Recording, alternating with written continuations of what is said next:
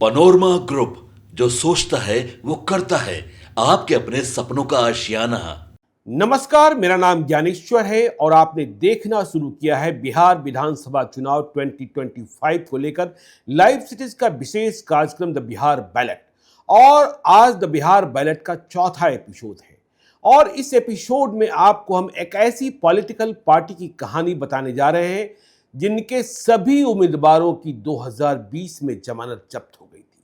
जमानत जब्त होने के बावजूद जब चुनाव चल रहे थे तो इस पार्टी की बहुत चर्चा थी। यह पार्टी कौन सी थी और यह पार्टी कैसे बनी थी, सब कुछ बताएंगे। लेकिन समझ लीजिए, पहले ही बता देते हैं, यह पार्टी थी पुष्पम प्रिया चौधरी की, जो अचानक से बिहार की राजनीति में सेंसेशन बन गई थी। मुझे याद है, तारीख थी 7 मार्च 2020, दिन शनिवार था। बिहार के अखबारों के दफ्तर में हलचल थी क्योंकि अगले दिन अंतर्राष्ट्रीय महिला दिवस 8 मार्च 2020, दिन रविवार, अखबारों में छपने के लिए एक बहुत महंगा विज्ञापन आया हुआ था। और यह विज्ञापन था किसका? यह विज्ञापन था मुख्यमंत्री पद की दावेदारी पेश करने वाली महिला पुष्पम प्रिया चौधरी की। इसे पहले कोई जानता तक नहीं था। तो महंगा विज्ञापन, पहले पेज का विज्ञापन, अखबारों को छापना भी था, लेकिन इस बात की चिंता भी थी कि नीतीश कुमार मुख्यमंत्री हैं, कहीं नाराज न हो जाएं। इसलिए विज्ञापन छपे इसके पहले मुख्यमंत्री सचिवालय की सहमति भी प्राप्त की गई थी। और 8 मार्च 2020, दिन रविवार को सुबह जैसे ही अखबारों में यह विज्ञापन छपा, लोग पता करना शुरू कर दिए पुष्पम प्रिया है कौन। पटना में कुछ होर्डिंग्स भी लग गए और साफ तौर पर विज्ञापन में कहा गया पुष्पम प्रिया की ओर से, मैं प्लूरल्स की एक नया नाम, अंग्रेजी नाम, एक नई पॉलिटिकल पार्टी, तो मैं बिहार के मुख्यमंत्री पद की दावेदार हूं। तो 8 मार्च 2020 को बिहार में मुख्यमंत्री पद के 3 दावेदार हो गए। आने वाले चुनाव में अक्टूबर नवंबर 2020 में चुनाव होने थे। नीतीश कुमार, पुष्पम प्रिया चौधरी और दूसरे नंबर पर तेजस्वी यादव। मतलब यदि हम क्रम से कहें तो नीतीश कुमार, तेजस्वी यादव और पुष्पम प्रिया चौधरी। पुष्पम प्रिया कौन, इसके खुलासे तब भी सबसे पहले लाइव सिटीज नहीं किए थे। लाइव सिटीज ने ही बताया था पुष्पम प्रिया हैं कौन। वह जेडीयू की पूर्व एमएलसी, जेडीयू के पूर्व एमएलसी विनोद चौधरी की बिटिया और दरभंगा से आने वाली, विदेशों में पढ़ी, पहले बिहार सरकार में काम भी किया, बिहार राज्य पर्यटन निगम में। तो लंदन से इन्होंने डबल एमए किया, लंदन स्कूल ऑफ इकोनॉमिक्स में पढ़ाई की। इसके अलावा the institute of development studies में पढ़ाई की और बिहार को ख्वाब क्या दिखाया गया। देखिए, जो विज्ञापन छपा, अंग्रेजी में बातें थी, द बिहार, तो क्या बातें थी? लिखा गया, Bihar deserves better and better is possible. और इसके साथ ही यह भी कहा गया कि love Bihar, hate politics. Bihar से प्यार करो, राजनीति से नफरत करो। फिर क्या पंचलाइन था? Join the most progressive political party. और इसके साथ ही सबसे बड़ी बात कही गई, जन गण सबका शासन। तो पुष्पम प्रिया पूरे बिहार में, चाहे ट्विटर का हैंडल हो, चाहे फेसबुक हो, इनकी चर्चा होने लगी और कहा जाने लगा कि बिहार को एक नया विकल्प, सकारात्मक विकल्प मिलने वाला है। लेकिन पुष्पम प्रिया कितना कुछ कर सकती थी, यह बात सभी को समझ में आ रहा था। तो जब चुनाव आया 2020 का अक्टूबर नवंबर में, तो इन्होंने उम्मीदवार खड़े किए। आज आपको हम बताने जा रहे हैं कि इनकी लुटिया कैसे डूबी। द बिहार बैलेट में हम आपको बताएंगे, इनकी पॉलिटिकल पार्टी का नाम हुआ TPLRSP, दी प्लूरल्स पार्टी। लोग आज भी नहीं समझ पाते हैं। आज फिर से 2025 में पुष्पम प्रिया चौधरी की कोशिशें शुरू हुई हैं। 2020 से 2025 के बीच में यह कहां थी, किसी को पता ठीक से नहीं चलता था, बीच बीच में प्रकट हो जाती थी।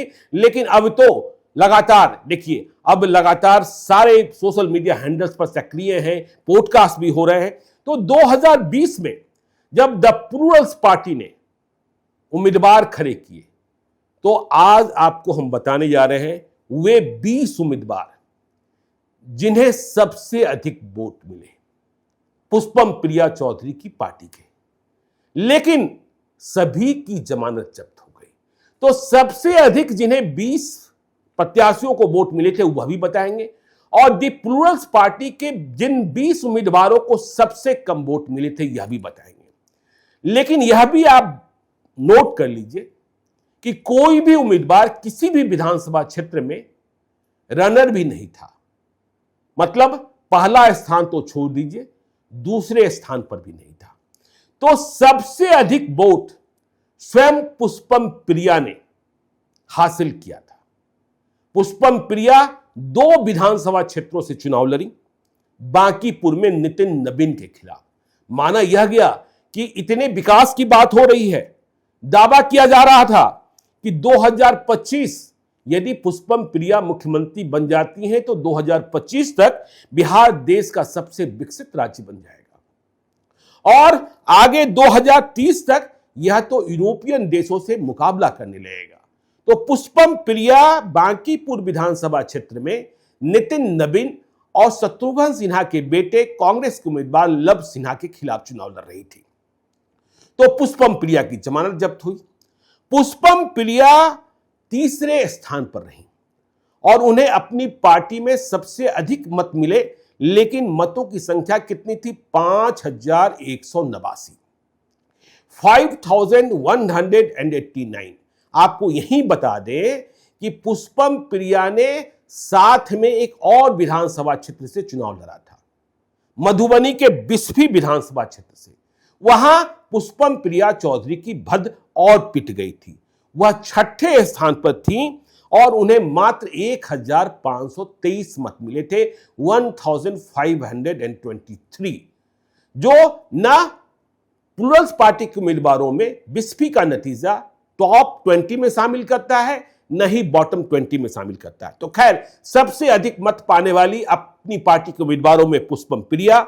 दूसरे पायदान पर सबसे अधिक मत हासिल करने वाली उम्मीदवार थी दिग्घा में सांभवी, जिन्हें 4713 मत आए थे। तीसरे और सांभवी जो दिग्घा में थी वह चौथे नंबर पर थी। अब देखिए, तीसरे पायदान पर सबसे अधिक मत पाने वाली मुजफ्फरपुर में पल्लवी सिन्हा थी, जो चुनाव के नतीजों में भी तीसरे स्थान पर थी। इन्हें 3522 मत आए थे।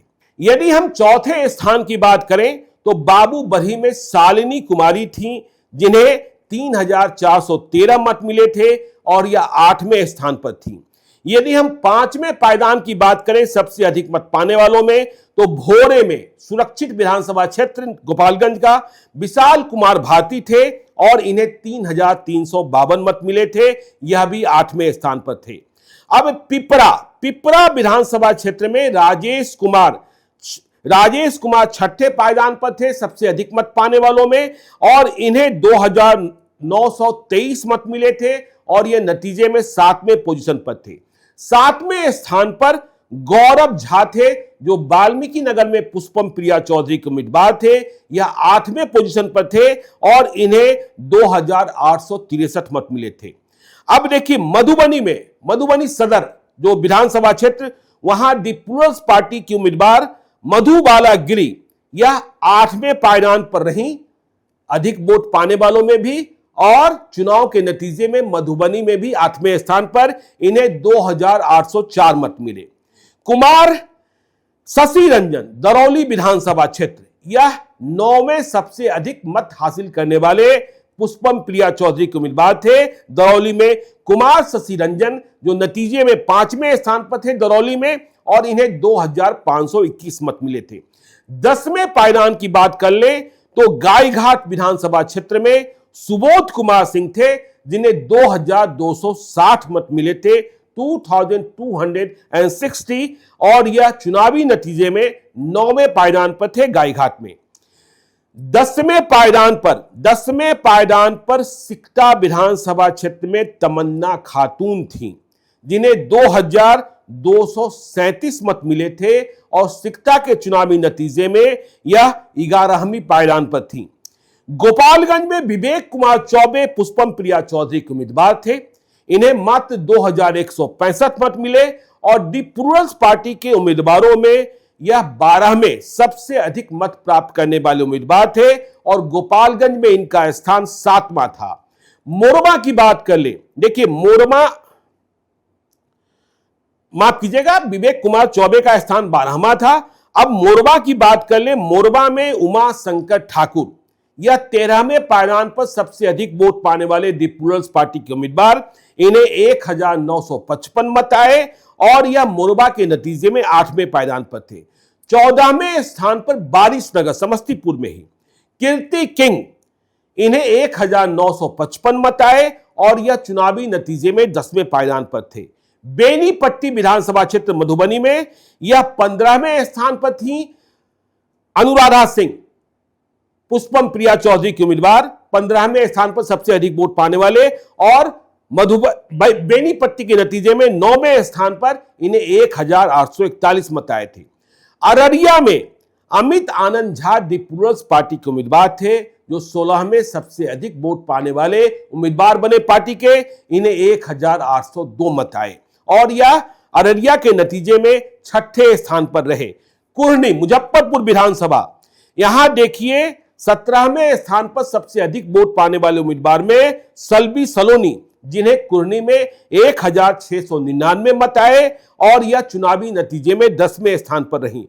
फुलबारी पटना का विधानसभा क्षेत्र, यहां दी प्लूरल्स पार्टी के उम्मीदवार रवि कुमार थे, उन्हें मात्र 1679 मत 1679 वोट आए और यह चुनावी नतीजे में 12वें स्थान पर। 19वें स्थान पर सबसे अधिक वोट पाने वाले में बोछा में अभिमन्यु कुमार थे, जिन्हें 1604 मत आए थे और यह दी प्लूरल्स पार्टी में सबसे अधिक वोट पाने वालों में 19वें स्थान पर थे। अब देखिए साहेबगंज विधानसभा क्षेत्र, यह भी मुजफ्फरपुर में ही 20वां जिस उम्मीदवार ने सबसे अधिक मत प्राप्त किया था वह साहेबगंज में डॉक्टर मीरा कुमुदी थी। डॉक्टर मीरा कुमुदी को 1599 मत आए थे। तो ये 20 उम्मीदवार थे जिन्हें सबसे अधिक मत मिले थे। अब आपको हम यह भी बता देते हैं कि दी प्लूरल्स पार्टी के सबसे कम वोट पाने वाले उम्मीदवार कौन कौन थे। 20 उम्मीदवार, तो सबसे कम दी प्लूरल्स पार्टी के उम्मीदवारों में वोट मिला केवटी में माधव कुमार चौधरी को मात्र 257 वोट। दूसरे स्थान पर सबसे कम वोट मिला चनपटिया में राजीव रंजन को मात्र 297 वोट। तीसरे स्थान पर सबसे कम वोट पाने वाले गोरिया कोठी में जितेश कुमार सिंह मात्र 327 वोट। बरूराज में दिलीप कुमार चौथे स्थान पर सबसे कम वोट हासिल करने वाले मात्र 344 वोट। मधुबन में विकास केसरी 5वें स्थान पर सबसे कम वोट पाने वाले मात्र 427 वोट। और देखिए पारू में मोनालिसा, जो पारू के नतीजे में 19वें स्थान पर लुढ़की हुई थी, इन्हें दी प्लूरल्स पार्टी के उम्मीदवार के तौर पर मात्र 434 वोट मिले थे। यह 6ठी सबसे कम वोट पाने वाली प्रत्याशी थी। छातापुर विधानसभा सुपौल में भास्कर कुमार मिश्रा, इन्हें मात्र 435 मत आए। यह 7वें पायदान पर सबसे कम वोट पाने वाले। गोविंदगंज में मनोरंजन कुमार मिश्रा, इन्हें मात्र 481 मत आए। 8वें स्थान पर सबसे कम वोट पाने वाले। बछवाड़ा में सत्यजीत को मात्र 494 मत मिले, मतलब 500 से भी 6 मत कम, और यह 9वें सबसे कम वोट पाने वाले। महिषी विधानसभा क्षेत्र त्रिपुरारी प्रसाद सिंह 10वें सबसे कम वोट पाने वाले उम्मीदवार और इन्हें 500 से अधिक मात्र 3 मत मिले थे, कुल मत 503। 11 में थे नरपतगंज में निशांत कुमार झा, सबसे कम वोट पाने वाले, इन्हें मात्र 511 मत आए थे। 12 में थे खगड़िया में संजीव कुमार, जिन्हें मात्र 517 मत आए थे। बिहपुर में निधि भूषण को मात्र 522 मत मिला और यह 13वें सबसे कम वोट हासिल करने वाले उम्मीदवार। विभूतिपुर में 552, प्रभु नारायण झा 14वें सबसे कम वोट हासिल करने वाले। पातेपुर में शिवजी रजक सुरक्षित विधानसभा क्षेत्र है, 576 मत, 15वें सबसे कम मत हासिल करने वाले। परबत्ता खगड़िया में रत्ना प्रिया 585 वोट, 16वें पायदान पर सबसे कम वोट पाने वाले। तो 17वें स्थान पर बिहारीगंज मधेपुरा में जयंत यादव 590 वोट। इस्लामपुर नालंदा में दयानंद प्रसाद मात्र 596 वोट। विनीत कुमार उजियारपुर में 19वें स्थान पर मात्र 599 वोट और 20वें स्थान पर संजीव कुमार सुमन झंझारपुर में मात्र 600 वोट। तो यह नतीजे थे 2020 के चुनाव में पुष्पम प्रिया चौधरी की पार्टी द प्लूरल्स पार्टी। और अब देखिए 2025 में जब चुनाव हो रहे हैं तो पुष्पम प्रिया चौधरी फिर से दम भरने की कोशिश कर रही है। वह सिद्ध करने में लगी है कि बिहार को वह बदल सकती है और इस दिशा में वह लगातार बयान जारी कर रही है, पॉडकास्ट में बता रही है, प्रशांत किशोर को चैलेंज कर रही है, क्योंकि लोग यह मानते हैं कि बिहार में, बिहार की राजनीति में, बिहार की सियासत में जो आमने सामने की लड़ाई में, मतलब एनडीए और महागठबंधन की लड़ाई, आमने सामने के बाद कोई तीसरा स्पेस बचता था तो उसे प्रशांत किशोर पूरा कर चुके हैं।